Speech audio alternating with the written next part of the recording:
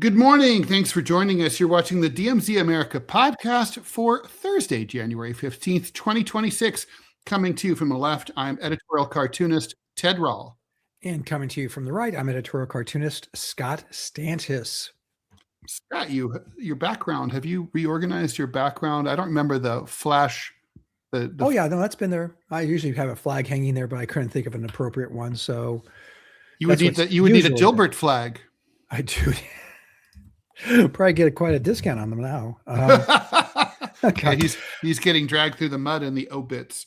He is, and I was doing some research this morning, and I was kind of the same mind just because I'd read the quotes. Did you know? First off, can I read the most heinous and the most ridiculous and the most laughable quote that was posted by? Yes, please, Ted. If you're sitting down, it's from President Trump. About Scott Adams. He said, sadly, stay with me on this. You're going to laugh your ass off, especially at the end. Sadly, the great influencer, that's what he calls him, Scott Adams, has passed away, he wrote. He was a fantastic guy who liked and respected me when it wasn't fashionable to do so. He bravely fought a long battle against a terrible disease. Didn't even know it was cancer, and it really wasn't that long. Says, my condolences go out to his family and all of his many friends and listeners. Well, he had listeners. He had a podcast. Did he have a podcast? He had a very successful podcast. I thought it was the blog, but he turned it into a podcast. Okay, well, there you go. He will be truly missed. God bless you, Scott. He never mentions once that he was a cartoonist. Because for Donald Trump, cartoons don't really exist, as we've discussed. Yeah, which is probably a good thing. I just thought it was kind of odd comments to say about Scott Adams. Maybe Adams viewed himself as a great influencer. I don't know. The reason, obviously, we're a passing of one of the large figures in cartooning over the last few decades, but also Ted Rall was little known, served as an executive with United Media. Back in the day, United Media was a syndicate. And for those of you who don't know what syndicates are, no, it's not The Godfather. Sadly, they weren't that efficient or that profitable, or that moral. I mean, the mafia didn't take 50%. No, that's true. Real quick, how syndicates worked. They're working less and less now. Is I create a comic strip or an editorial cartoon, and I approach them, and they will distribute it. In exchange for them distributing it, the contracts were traditionally 50-50 in perpetuity. That means Charles Schultz, who drew his strip Peanuts for 50 plus years, continued. I don't know if he changed the percentage. Ted can know, but Ted knows the business, but he also knew Scott Adams. He worked with him directly on more than one topic, on more than one project I learned recently. So let's just, first of all, let's just dive right into what kind of person was Scott Adams. No one is mentioning that. They all this rush to dehumanize each other from the left and the right is disgusting. It is disgusting. It is beyond. It flies in the face of everything that is moral and, frankly, intellectual. To dismiss a human being because of 3 or 4 quotes. And if you revisit the quotes, and we will. Some of them are bad. He was definitely an incel kind of guy. He did not care for the ladies at all. No. But some of the other quotes he was castigated for and run over the coals. And now the bios, I went online this morning, and Ted, holy shit, you would have sworn that Hitler's meaner brother just died. It's preposterous. So tell us about the Scott Adams you knew. Well, and before we do, I think we should probably talk about, why he's famous, right? So, Dilbert was without a doubt the biggest comic strip to satirize office life that's ever appeared in an American newspaper. The United Media, which was also known as United Feature Syndicate, claimed that it had 2,000 papers at its peak. That's not true. And it's no paper. Except for Peanuts, nothing ever had numbers like that. But syndicates always liked to exaggerate the number of papers that they're, the idea being that like you fake it till you make it, much like President Trump. But in reality, he had about 1,200 papers at his peak, which was not bad. He was making tens of millions of dollars from books, best-selling books. He had a TV show, lots of merchandise. The strip was in every major market and every minor market in the United States, and distributed around the world. You couldn't escape it in the 1990s, and it was a really great comic strip. It was very, I mean, the artwork was very primal. When Ted Rall says that your artwork is primal, it's primal. I mean, it's not as sophisticated and draftsmanship and Daumier-like as my own. But the thing is, it was a very, very funny strip, and people who were cubicle workers really appreciated it and connected with it. It was controversial. Our colleague Tom Tomorrow, also known as Dan Perkins, co-wrote a book with Norman Solomon called The Trouble with Dilbert, which castigated it for not being left-wing enough and revolutionary enough and calling for the overthrow of the capitalist system. And can't a guy just draw a comic strip a funny comic strip about offices? I mean, not everyone has to be Ted Rall and call for the overthrow of the state. No, but I felt it was very subversive. It was subversive in the very best kind of way, in that it took the system, shone a very bright light on it, and showed what bullshit and how badly constructed this is. You don't have to be, blunt and crass and crude and say capitalism bad, must be destroyed by. That's my job. But you have some intelligence and nuance, but I mean, to demand that someone do creatively something different. And the weirdest thing, Ted, that's not what he was trying to do. It's stupid. It's like saying why is Family Circus about this family? Because it is. Why doesn't it talk about the disintegration of families and the extended families? It doesn't do any of that. It doesn't talk about, and it doesn't. And none of the characters are trans. Yeah, like what's with 7-Up? Why does it have to be clear? Why can't it be dark? I mean, it's just like it's so dumb. But anyway, the thing is, so the strip was. So I did. So I mean, it bugs me, and I said this when on my socials when he died, that basically this guy's life is being judged primarily. Basically, it's kind of like, yeah, he's this cartoonist, but most importantly, he was a racist, transphobe, and that's the stuff that we need to talk about, what kind of person he was. I want to stipulate, first of all, it doesn't really fucking matter what kind of person he was. I mean, you and I know either directly or indirectly pretty much every cartoonist of note in the United States, either by at least one degree of separation or less, right? Yes. And we know some of them are assholes, some of them are nice, and it's sort of like that's neither here nor there, because hopefully if they're remembered at all, it'll be for their work. And that's how it should be. But with Scott Adams and the obituaries in the New York Times and Washington Post, that's not the case. All right, so here's my my recollection of Scott. So Scott was I wanted to be his friend because I liked his work, and so whenever I liked someone's work, I always tried to be friends with them. And so I was kind of a fan geek. So I had two main interactions from 1997 to 2001. I was a senior editor at United Media. So Scott was one of our major cartoonists, right? Arguably, by some measures, the biggest one. It was kind of like there is, like in the old Soviet Union, Kazakhstan had special status. It was literally like the Union of Socialist Republics and Kazakhstan for real, because it was so big. And we were kind of like, there's Dilbert, and then there's all else, because he was such a colossus.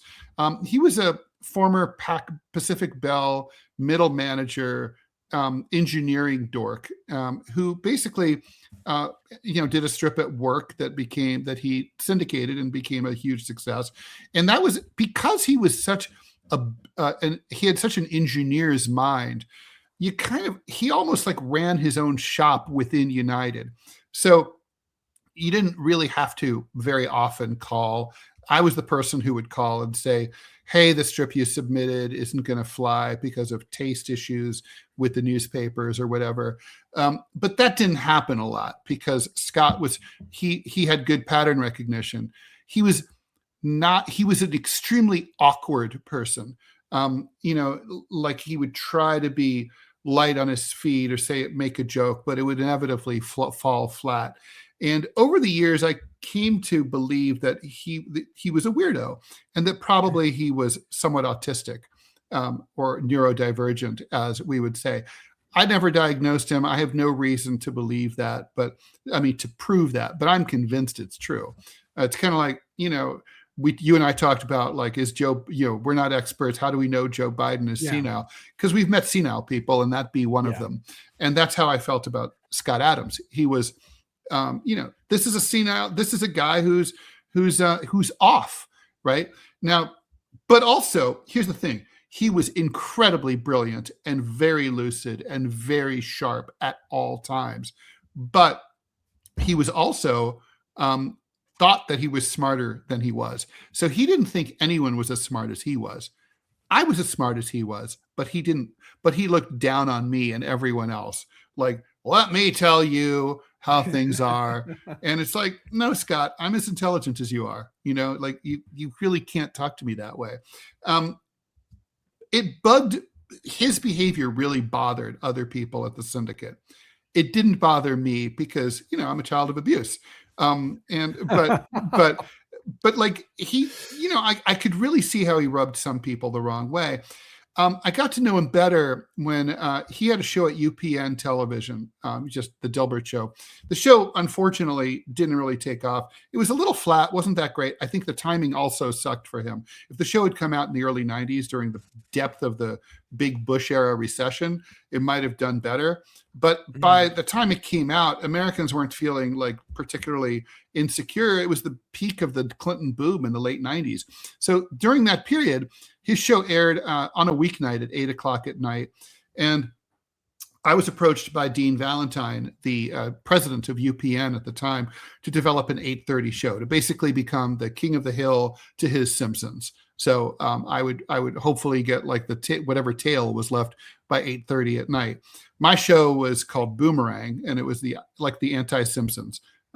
Basically, instead of a nuclear family living in the suburbs, this is a sprawling postmodern steps, haves, adopteds, hodgepodge, criminals on the lam, all living in a ramshackle Victorian house in Newark, New Jersey, in the slums. The thing is, I had occasion to talk to Scott because we were told by the network that we were going to need to cross-pollinate each other's shows. One of their big ideas was that we would even have characters sort of populate each other's universes across platforms, which was kind of a smart idea. Unfortunately, Dean Valentine was overthrown in an internal boardroom coup. And Boomerang, I was told immediately, like, well, we're canceling it. So development ended, and that was it. Never saw the light of day. But anyway, Scott was always like you and I both. We basically belonged and have gone to conventions of two main groups: the Association of American Editorial Cartoonists and the National Cartoonist Society. Yes. NCS is for all cartooning, like comic strips, greeting cards, gag cartoons, New Yorker cartoons, and editorial cartoons. And the big difference culturally is that NCS is really about, it seems like the guys who do belong to that, they're running a business. They're trying to make money. That's like their main goal. Editorial cartoonists are in the world of ideas. They like money, but they're really trying to change the world and say things about the world. And it's a different culture. Scott would have been an NCS guy, like if he had gone, because he cared about money. So like, for example, when I talked to him about, what UPN wanted us to do, it all was like, fine. And I was like, wouldn't that be cool and fun? He didn't care about that. He was always like, wouldn't it be like, is it good for Scott or is it bad for Scott? Every decision he ever made, every conversation, he let you know that he was a selfish dude. He was never going to blurb your book or help you out, do you a solid, promote you on his socials, his proto socials. But he was a very, innovative guy. He was a selfish, innovative guy. Scott, he was the first guy to ever put his email address on his comic strip. Yeah. And what was that about? It was about in 1993, 1994, he wanted to start interacting with his audience and hearing from readers. I mean, that sounds like, well, every cartoonist wants to do that now. Every influencer wants to do that now. But nobody did that. Cartoonists worked in the shadows. And he knew that he would get stories from workplaces. He would be like more connected with his readers. He was a true pioneer in that respect. Look, I respected his intelligence. He was anything but warm and fuzzy. My father was anything but warm and fuzzy too. They're both engineers.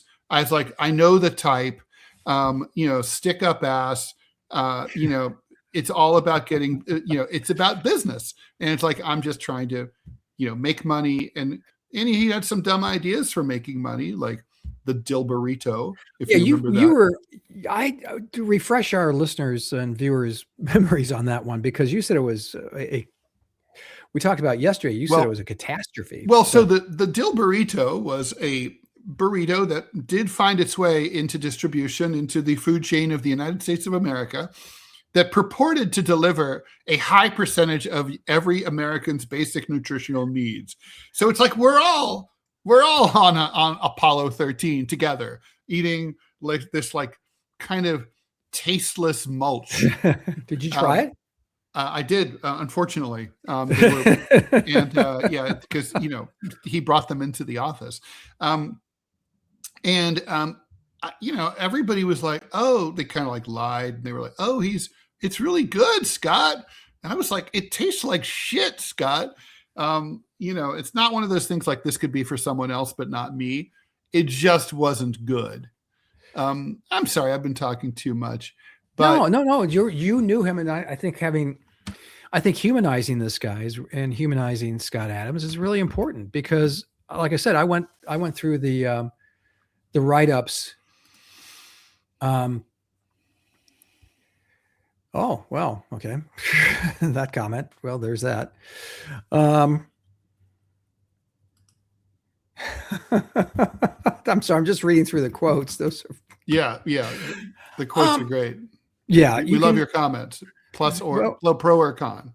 Yeah, we do. I mean, it's all part of being engaged here. Where was I going with this? I like I say, humanizing this guy. Here's another thing that was not reported in any other stories. Okay. You didn't see this in the New York Times. You didn't see this in the Chicago Tribune, the Wall Street Journal, anything. I'm not sure exactly when this happened, Ted. Maybe you have the year, but in India, its Supreme Court ruled that homosexuality, effectively just said homosexuality was illegal. Mm-hmm. And Dilbert came out and called the decision hopelessly ignorant. And his character in the strip, ASOC, was, he proclaimed and did do it, was now officially gay.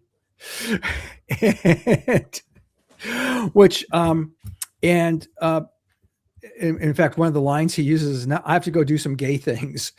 As he's exiting the panel. That's really funny. It was funny, and it was, clearly saying his that tone was always perfect. His cadence and his tone he was like me. The writing came first, obviously, ahead of the art. Yeah. And, but he was a great writer. But the fact that this was never reported, it's all been, all the reporting today is that he was a misogynist, a racist, and an anti-Semite. And a transphobe. Was he transphobe too? Okay. Well, that's what they claim, right? So basically, look, he also, let's not forget that a lot of these comments that he made on his podcast or in other formats.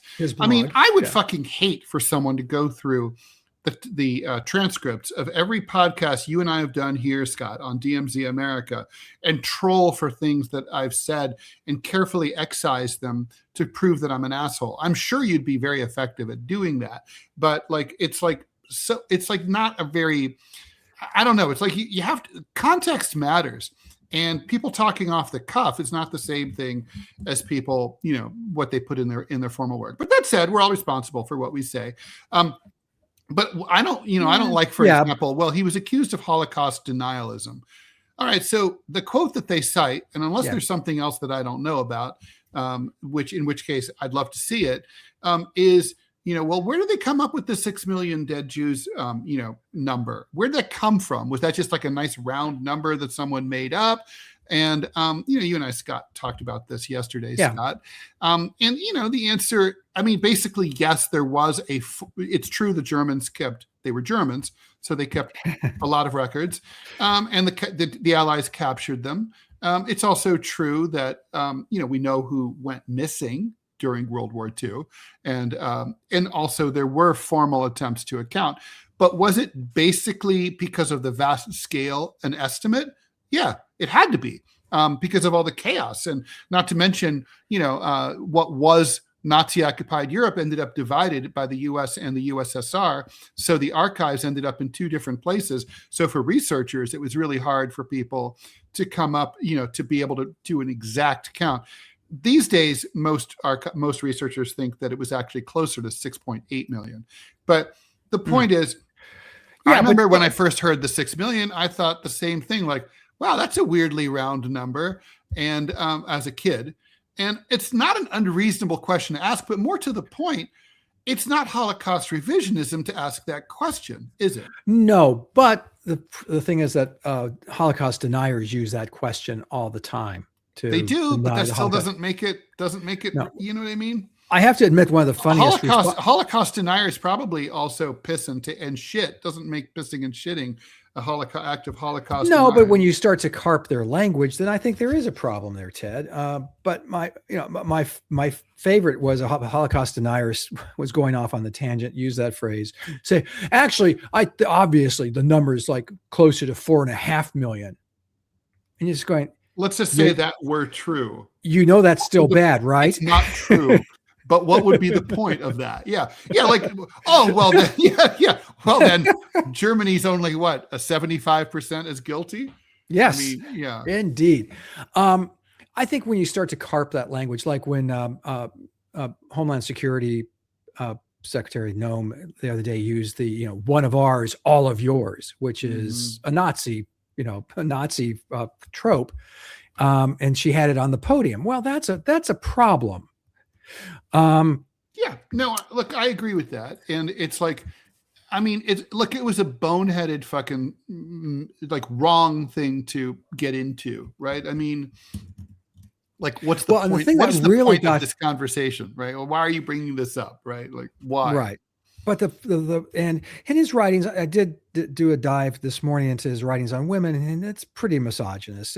But okay, we can, you can make that argument back, one way or the other. But the one that got him canceled, or he kind of self-canceled too, in a way, which was probably economically really smart of him to do, because it drove more people to sites that actually paid him directly, and he wasn't beholden to the syndicate or newspapers or anyone else. Oh, by the way, the series on the Indian Supreme Court ruling on homosexuality and his reaction to it in his comic strip. Ted, are you sitting down? I am. You can tell I'm sitting down. Well, can you stand up and then sit down? Because no newspapers in the United States, newspapers in the United States refuse to carry it. That's why, and that's probably why no one knows about it. Yeah. The fact that he actually came out and said that he called it hopelessly ignorant, the decision, responded to it in his comic strip, but the syndicates refused to let it run in newspapers. Yeah, it doesn't sound like that homophobic to me. I don't know. No, it's absolutely not. In fact, it would be the opposite. But the anti-Semitic quote, yeah, you're right. Is that the one that got him finally canceled? Or I thought it was the one. No, it was the African Americans were asked. Yeah, so Rasmussen poll, which anyway, the Rasmussen poll conducted a poll. I guess this was about a few years ago, where they asked Americans, including Black Americans specifically, if they agreed or disagreed with the line, it's okay to be white. Now, important background, it's okay to be right, to be white was at the time a right-wing, far-right, like fascist meme among white nationalists on the internet. Now, I have to confess, when people say like, oh, this is all over the internet, I usually don't know what the fuck they're talking about. Well, no, me either. So when the Rasmussen poll reached out to whatever, their 1,200 randomly selected African Americans across the United States and asked them, they got a result that said roughly half of them disagreed with that. So what percentage of them actually just sort of don't think that it's okay to be white? I don't know. What percent of them were like, this is a trolling poll, and so I'm going to not play along, and I'm going to say no because I know this is a white nationalist thing. This is like the number of people who know that Pepe the Frog became a white nationalist meme. Not all Americans know that, right? So the point is that for whatever, the results came back like roughly 50%. So Scott was talking on the air, Scott Adams, and he was saying, oh, if that many people, black people, think that it's not okay to be white, then black people are a hate group, and white people should be scared of them and shouldn't want to have anything to do with them. I think that's pretty close to what he said. Yeah. And, okay, is that a retarded thing to say and a retarded way to say it? Yes. Is it objectively racist? No, not objectively. It's not. I mean, you can certainly make the argument that it is, and people do. But what bugged me was that, like, this is not like, there's lots of things you can say that are undeniably racist. That's not one of them. And then but it's been being reported like he lost his strip for his racist remarks. Can we say allegedly? I mean, can we say allegedly? Because allegedly is, Yeah, I think when you start, like I said, you start dredging up that language, that then it gets to be a little suspect, But on balance, I mean, you and I both looked at it that day, and we're kind of like shaking our heads, going, he's getting in trouble over this. I mean, because there really is egregious, horrible stuff out there. I would not count this among that. Would you? I mean, and so we have our fellow cartoonist, Jason Youngblood. Hey, Jason. He says that he could give us quotes for days pulled from Scott's videos of him calling women the C word, defending Stephen King to the hilt, Steve King, who's this horrible congressman, and much more. Well, I mean, okay, so we should get into that. But by the way, those things, so was he a sexist and misogynist? I think, Scott, you were very clear at the beginning of this podcast that you think he was, and so do I. Yes. He had problems with women. He was divorced twice. That's not like crazy for a guy who lived to be 68 years old. But still, look, I knew him. Let's just say that, like, I would not have recommended that he date anyone.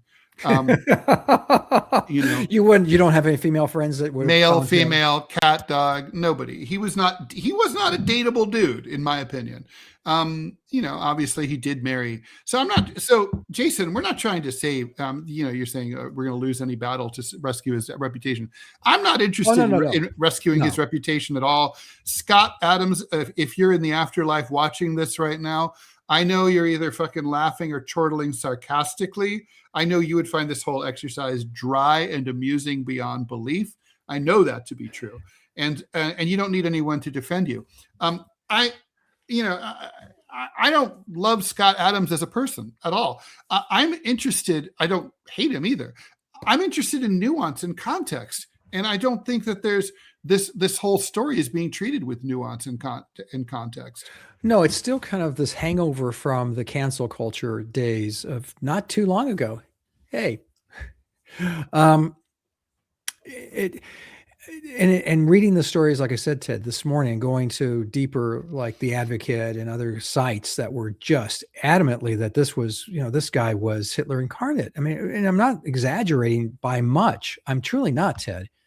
I know. The questions, the quotes. Yeah. Like every human being on the planet, including the people who who hate him, including the people who wrote the stories, are imperfect and they do stupid stuff. And we have our own prejudices and our own bigotry. I'm not trying to and say, you know what, Scott Adams is really just a victim of bad press here. He's misunderstood. Yeah, I'm not. But I'm saying that the reaction to his passing has been so over the top. and so beyond the pale that, he was an important figure. I mean, and this comes to a huge question, which we cannot answer in this podcast, and philosophers have had a hell of a time answering over the last 2 centuries when it became a thing and we had pop culture. Can you respect somebody's work who is a monster? Pablo Picasso, not a great guy, did some great paintings.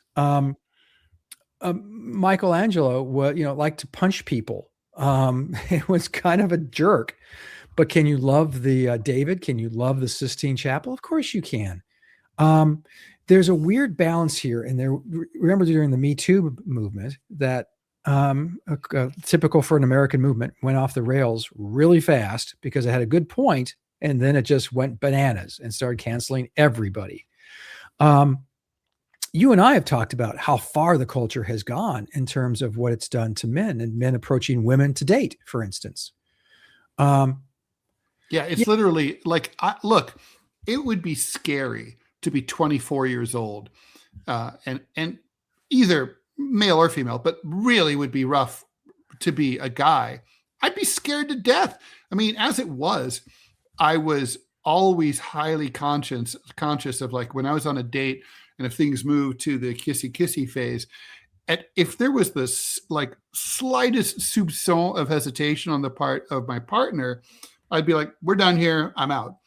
But I remember just you look like a dealer. You went, yeah, seriously, literally gone. Just like, and I remember, and that's the advice that I've given my son, and he claims to follow it. I think it's good advice. It's sound advice, but I also know that most American boys weren't raised to know that or to do that. And so, I don't know. But I also have to say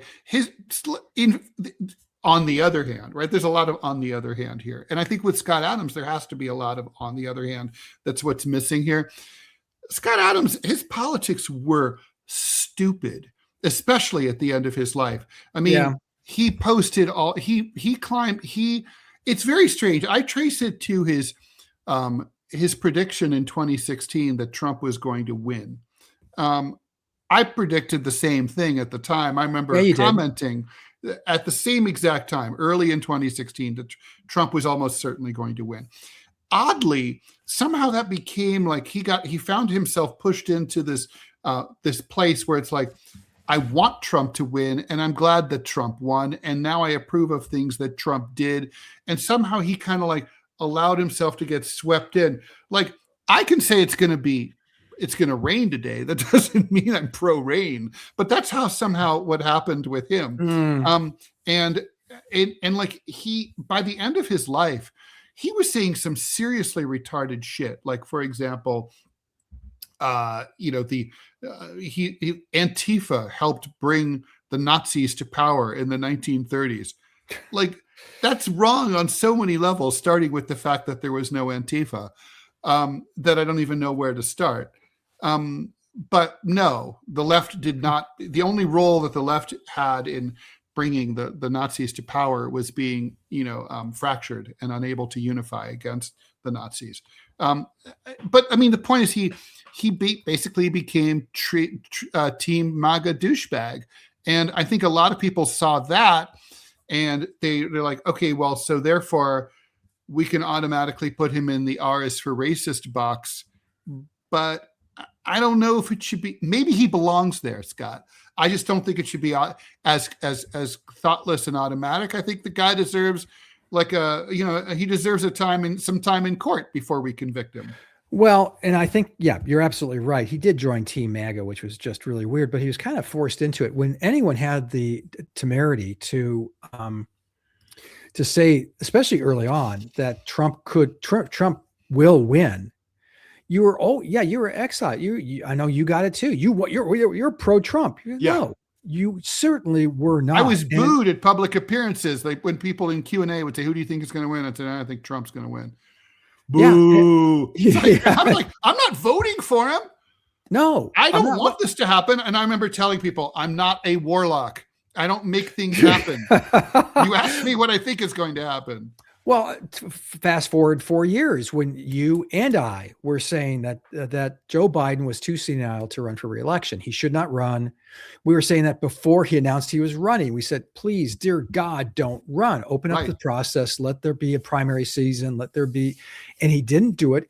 And how many times you say, well, you just want Trump to win? I'm going to say, no, I don't want a senile president. In fact, the fact that we didn't want Trump to win was why we wanted the Democrats to get their shit together and dump Joe Biden. Yes, and not just appoint like, someone who has just happened to be in the next room. Nimrotica. Although, in fairness, I always did say, like, once they were at that point, that they had no choice but to go with Kamala. No, I think they were floating an idea of a truncated primary that would go through. Well, no, but at least it would give the guise of some Democratic action versus, and I did a couple of cartoons on this, that she's being during the court. Nothing says democracy like a coronation. True, but you can't, it's the Democratic Party. They couldn't just ditch like the first black female president. No, well, and that's the thing is, he should have resigned. He should have resigned. If he said, I'm not well enough to run for president, well, then you're not well enough to be president. Go to your happy place, your beachfront homes, and wander the beach. Yeah, go look at your classified documents in the garage. Have a good time. Yeah, but how much shit did we take for that? And it was over the top, and it was this constant like. Okay, to our commenters, people would say, well, Joe Biden just had he has a stutter. This was after the debate. Yeah.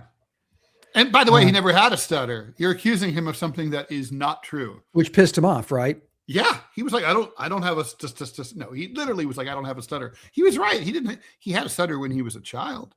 But being stupid isn't a sign of that you have a stutter. I mean, I'm sorry. And I know a very, very smart man, smarter than me, who has a stutter. Yeah. Incredible stuff. So going back to Scott Adams, let's look at the work and revisit the work real quick and just say that it was brilliant. He gave voice to people who, up to that point, other business and workplace cartoons were always kind of this gag-a-day bullshittery that was just awful, not particularly funny. It was always like, oh, my boss is such a screw, he's making me work on the weekend. And oh my gosh, my wife doesn't understand I have to work. Oh, I'm coming home to no food. Oh no, my snap brim fedora is in flames. It was they were bad. They were 1950s, 1960s. What Dilbert saw and lampooned was the reality of and the faceless cruelty of capitalism in that era of cubicle farms. And my God, he did it well. Look, he was a liberal until he wasn't, right? I mean, for whatever it matters. The thing is though, art has meaning outside of its artist. You and I both know, like how our cartoons sometimes are given meaning by the readers that you and I never intended. I mean, I did a cartoon in, I think it was 2003. And it's a critique of the Iraq invasion. It was resurrected and went viral a couple of years ago during the Gaza war, and it was as a comment. And most people who saw it never looked at the little tiny copyright line to see that it was 22 years old, right? And so the point is that like Dilbert was, I would argue, a left-wing creation, whether he intended it that way or not. Because Scott, you said it's subversive. If you say that the first step toward executing the boss and declaring the dictatorship of the proletariat, the first step on that long journey is to say the boss doesn't know everything. The boss isn't smarter than me. And if you're going to come up with that decision, it's going to be like you're going to make fun of the boss and say that he's stupid. That's what Dilbert did, and literally, it might not sound like a hell of a lot because it's not the overthrow of capitalism, but the blood of the capitalists is not running through the streets, sadly. But it's but it is definitely a left-wing thing to say disrespect authority. Yeah, isn't that? I mean, but MAGA kind of plays into that if you think about it, and Trump particularly is like they think they're smarter than you, they think they're better than you. I mean, especially the Clinton Democratic Party, and the white wine parties were all about, the deplorables. And so I think Scott Adams, I can't speak for him, and I'm making a leap here, maybe I shouldn't be making, but it seems to me that he was part of that whole class of us who are stuck in cubicles, even though we're cartoonists, and so we're a little separate, had a little better place in the firmament. But for the most part, we were still cubicle dwellers and had to deal with idiot bosses. Believe me when I tell you, they were idiot bosses. Ted, who had pined for years to be a staff cartoonist, and there are those of us who loved him, kept saying, "No, you don't want that to happen. Right. If you're making a good salary, you're able to live the lifestyle you want to live, and you don't have to deal with a fucking editor. Oh my God." The closest I ever came, Scott, was the LA Times, but that worked out great. It did. Yeah. They only smeared you from here to eternity and tried to destroy you. Only that. But aside from that, it was fun. So okay, so we're getting some blowback from the comments here about how trying to. Oh no, it's fine. I'm saying I want to address them. Seriously, if you guys are pissed and you think that I'm a dick, say so. Look, and I'll put up your comment and I'll answer it. I mean, and I won't be mad and I won't block you. I just think that I do also think that for my progressive friends, when I mentioned the possibility that he may have been autistic or on the spectrum, that's just sort of nobody engages with that. And I just wonder if they should, because I do think there's a strong possibility. And it's like, and if so, shouldn't, doesn't state of mind enter into things? I mean, if someone, if someone's not really quote unquote normal, do we judge them differently? I think you do. I mean, in a courtroom, you do. Yeah, well, you're right. And I think there's so many things to consider here. But his life has been, and this is for the record, folks, all of us listening, all of you, especially listening or watching right now, know that, oh gosh, where was I going with this? I love being old, Ted. It's awesome. But whatever you say, Andy. But we know that that the stuff, anything said on the internet, especially the publications, like I said, The Advocate this morning was one of the more like he was horrible and fire breathing. You got to look at, first of all, is that true? Yeah. I think he was a provocateur. I think part of Scott Adams, persona was that he was a provocateur. Now, that's sort of like a troll. It was fun for him. Well, it was like Charlie Kirk, frankly. Yeah. It was very similar. Now, here's the thing. I just want to throw this out because I kind of agreed with, not kind of, I hate that. I agreed with Gary Trudeau when years ago he was asked, well, why doesn't he do interviews? If you remember, he wouldn't do interviews. You never saw him in public, but you didn't know what he looked like. And he was asked about that. He says, I want to be famous in the 19th century sense of the word. I want the work to be famous. And I kind of find that to be, very appealing. That, as an editorial cartoonist, it was kind of great. Your name was out there. They knew the work, but they didn't know what you looked like. You could walk into a restaurant, you could walk into a bar, and no one would, say, oh my God, it's so-and-so. I like that. Scott Adams decided to fight against that. And I think he saw, may I say brilliantly, by putting his email address in the strip and recognizing that, having that kind of relationship with the public and with your supporters and even with the people, your detractors, that having that presence was part of the job. And, he saw the internet and its importance immediately. I mean, Scott, I got to say, like there's a lot of things that I've done, that I wish I'd done better. But one of the things professionally that I'm proud of, or that I feel like it allowed me to survive longer than most of our peers, most of whom are out of work now, is that I saw early on in the 90s that I'm the brand. Ted Rall is the brand, not the name of my comic strip. And so what does that mean? It means the brand is everything that Ted Rall does. If Ted Rall does a podcast, if Ted Rall writes a book, if Ted Rall gives a speech, Ted Rall is the brand. I remember having this conversation with you when we first became friends, and I remember you were promoting the Chicago Tribune website, and I was like, you shouldn't be doing that. Yeah. You should be promoting Scott Stantis.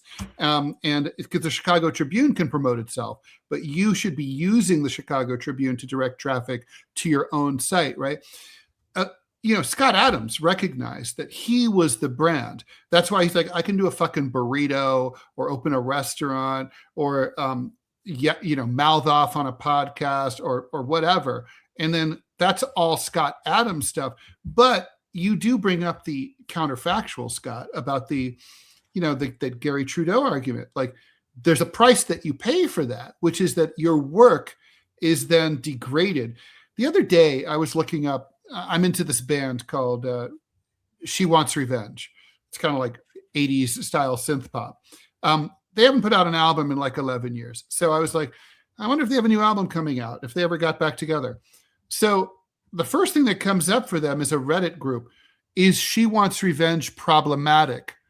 And then I'm thinking, oh, good David God. Bowie was problematic. He flirted with Nazism. Okay. But who cares? I don't care that David Bowie was into Nazism when he was knee deep in cocaine in Berlin. It doesn't matter to me. Like, you either like the music or you don't. You either like and so like, oh, the guys from She Likes Revenge, like they were dicks when they ran this club. I don't care. And like, so, I mean, and I guess what I'm kind of arguing here is that it's fair to judge Scott Adams as a person because he put himself out there into the public sphere. And now is the time to be talking about that. This is when we're assessing you. We assess your life right after you die. That's the right time to say good and bad shit about people. But it's like but at the same time, it's also like, it doesn't seem really fair to completely ignore this colossus of an achievement that he had in comic strip syndication. And what's curious to me is they mention the comic strip in passing. They don't describe any of the strips. They don't describe, they don't describe any of the gags. And as I mentioned at the top of the podcast, even President Trump didn't seem to know that he was a cartoonist. Naive? No, I don't think we're naive. I think, but he was talking about, was he, naive? Jason's asking, was Adams normal enough to comment accurately on corporate hell, but too naive to know that he was defending fascism? I would say, yeah. I mean, really? Yeah, I mean, I know a lot of people look, Dave Eggers, he's a brilliant, a creator of literary fiction, changed the form for better and for worse. His politics are stupid. A lot of people have who are really brilliant in some way have dumb fucking politics. And, Scott Adams was one of them. Interesting. What did Eggers do? Pardon? What did he do? Eggers. Oh, Eggers. He's just like, he was on Team Democrat all the way, anti-progressive, never understood, basically sided with Team Hillary Clinton and Kamala Harris, that kind of shit. I mean, those are dumb politics. Jason. Oh, but Ted, they've been successful. You can't argue. Oh, shit. Wait. Right. Good point. Jason Cook says, trying to say that Jason's 6th thing was not that bad turned me off. I can argue January 6th either way. I think it was. I think it was really bad in many respects. But it's also not really the attempted overthrow of the U.S. government, because if it had succeeded, it would not have changed the government. Let's just say, for the sake of argument, they go in there and they kill everyone. Okay. The U.S. government's still the U.S. government. I mean, it's not, that's not going to do it. That's not a revolution. No, but trying to stop the counting of the electoral votes, trying to stop that Which process. Is a symbolic act. Well, it could have been more than symbolic. Happily, a clerk of all things. Yeah, exactly right, Ray. Yeah, humans have flaws. Mind-blowing. Totally. Yeah. And human beings are inconsistent and weird. Oh my God, are we ever? Holy crap. Especially, I mean, not just now. Here's why now it seems more than ever is because we have this. We have the internet, and we can actually see how stupid. Years ago, when Ted and I have been friends for almost 30 years now. Can you believe it? By the way, it's Jesus. Crazy. That's as my wife says, that's almost a midlife crisis. Almost. But when you and I would get death threats or really crazy negative comments, right? Or and sometimes from Nazis, sometimes from communists. I mean, it depends, but it was rare. Generally like me, but you know. Well, how can you not like Ted Rall? But you get the negative stuff, and we'd call each other, and we'd have to fax the letter so you could see it. It was rare, but now any asshole with an idea, with a thought or a half-baked thought or a kernel of a thought can go on the internet and state it. You can, as Ted mentioned, on this podcast or anywhere, look at my work. I just gave a speech recently, and I kind of did a, president by president breakdown of my work, starting with Jimmy Carter, because I'm that fucking old. But going through those cartoons, plus your Woodrow Wilson shit's just not that good. It wasn't good, and I thought my Harding stuff was not as hard hitting as it should have been. My Jerry Ford stuff, though, wow. Yeah.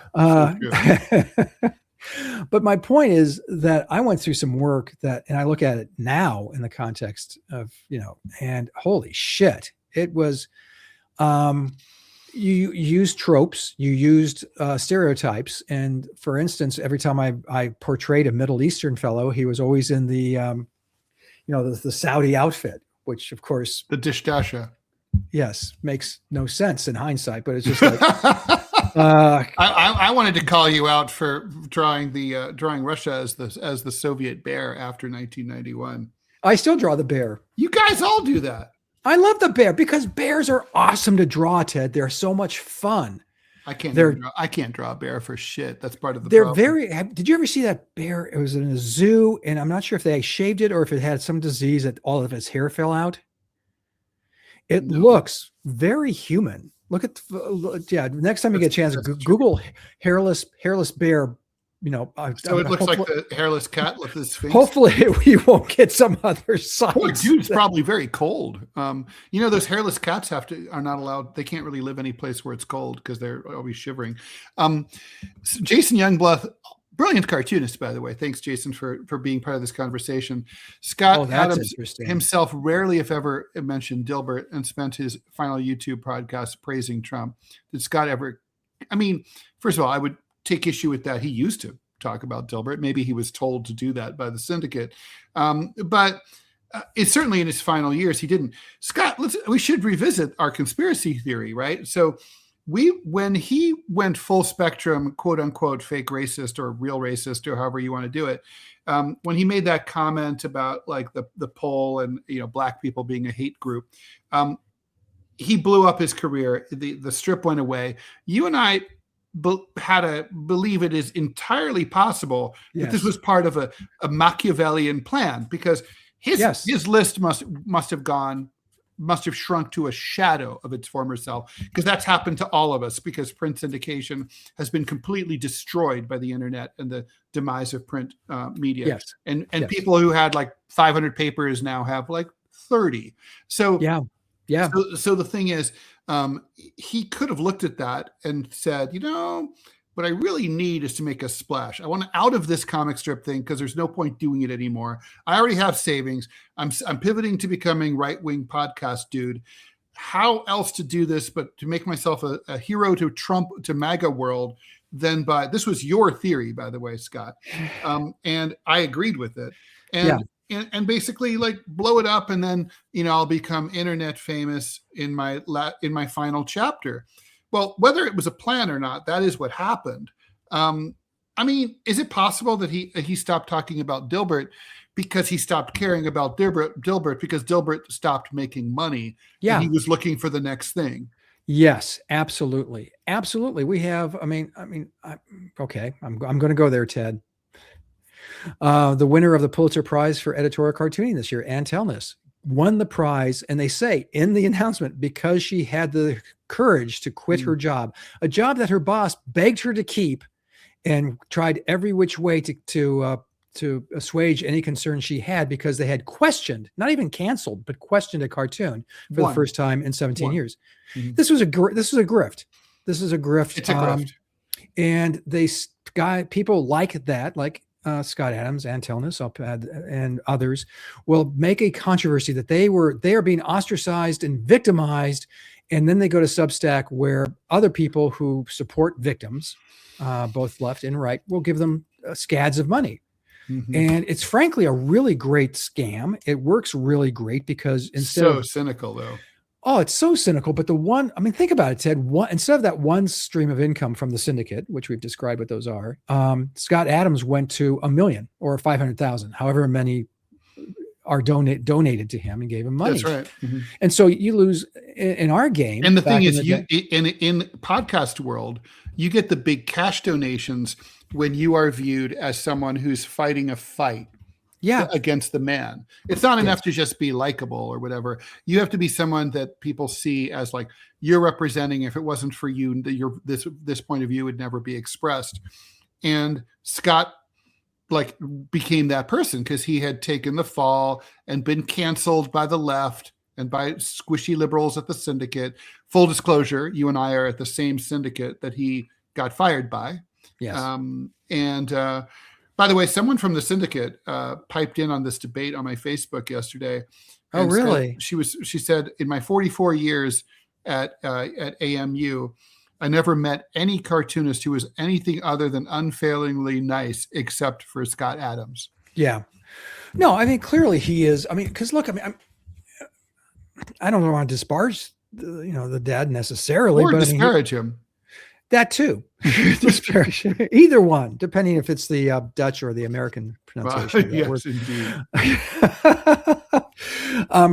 But he, look who announced his death. An ex-wife announced his death. It wasn't so bizarre. Yeah, it's very strange that's who actually, confirmed his passing. On the other hand, maybe he was still friends. I mean, that's kind of like what happened with Rick Ocasek from the Cars. They had kids together Paulina. Too. Scott Adams had no children. Mm-hmm. It was, I don't know. I think that's for the best. I don't think he would have been a good father. No, he sounds like it would have been. Oh, could you imagine? Oh my God. Because you have to have empathy. That's part of what makes me think that he was autistic, because he didn't have empathy. Like when I would try to talk to him about, like, whenever something would come up, I'd be like, that boiled down to, but imagine how this person will feel, or imagine how this person will react. It was like I hadn't said anything. And that's an autistic thing. Do you feel like the strip though was empathetic to workers' plights, or was it because it was self-directed? I think it was like basically just like, let me make fun of stupid bosses and stupidity in the office. Not just bosses, right? But worker stupidity, corporate bullshit. And so it wasn't like trying to give aid and comfort. Like I remember like going on Fox News when I was getting beaten up in 2002, 2003, and people would tell me, Ted, don't do it. They're just going to beat you up. And I'd literally be like, no, it's going to suck. But I'm trying to give aid and comfort to the liberals who are out there in TV land and who think they're all alone. And I'm going to show them that there's someone who's willing to go on the air and take on these fuckers. That's not what Scott Adams was about. And before we close things out, we're getting close to our time. I want to apologize to Ted once again. This is how Ted and I became actually closer friends, because Ted did a cartoon. I know this will shock our viewers and listeners, that Ted got himself into trouble for a cartoon he drew called Terror Widows. And I was the president of the American Association of Editorial Cartoonists at the time. I was asked to come on Alan Key's show. And as we mentioned at the top of this, the asshole Congressman King was also on it at the same time. The worst. Do yourself to look at, I think it might still be on YouTube. It is absolutely hilarious, because the entire segment is just us going blah, blah, blah, blah, blah, blah, blah, blah, blah, and yelling at each other. And finally it would quiet down. And then Alan King would say, should Ted Rall be arrested for this? I go, no, let me just say that blah, blah, blah, blah. And King would pipe in and just start yelling and how we should censor everything and anything that he didn't agree with. I did not handle myself well. I tried to preface it by being balanced and saying that, listen, myself, I didn't agree. Yeah, I know I'm a monster. What the fuck were you thinking? But you were right, because what I tried to do is my pat response was, I don't agree with what Ted said. However, and then talk about how we have a right to say it. And Ted is a highly respected. I didn't get to that second part. I'd say, listen, I don't agree with what Ted said. Blah, blah, blah. It's like having like yappy Yorkies. It's, anyway, so, yeah, I mean, look, and Ted called me, you called me that day to say what a shitty job I did on Alan Keyes. And by the way, I already knew that, Ted. I was literally throwing things at my television set. Well, and you gave me great advice going forward. I never had to use it necessarily, but get to your point first. Yes, and I didn't. So especially if you're on one of those fucking shows like Fox, they're not going to let you. They're not going to let you say your. I thought it would be a I had a terrible miscalculation, Ted. I thought it would be an actual conversation. Boy,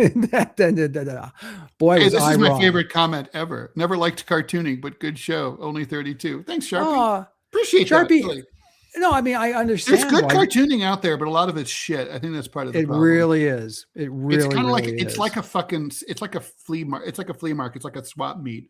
You got to go through a lot of crap to find the good stuff, but the good stuff's really good. It is.